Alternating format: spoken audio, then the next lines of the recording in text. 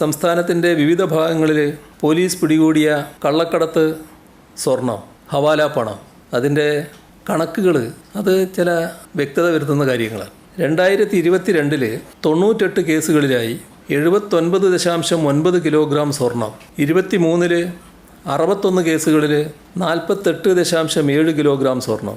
ഈ വർഷം 26 കേസുകളിലായി 18.1 കിലോ സ്വർണം പിടികൂടിയിട്ടുണ്ട്. ഇപ്പോൾ 3 വർഷം എടുത്താൽ 147.79 കിലോ സ്വർണം പിടികൂടി. അതിൽ മലപ്പുറം ജില്ലയിൽ മാത്രം പിടികൂടിയത് 124.47 കിലോ സ്വർണമാണ്.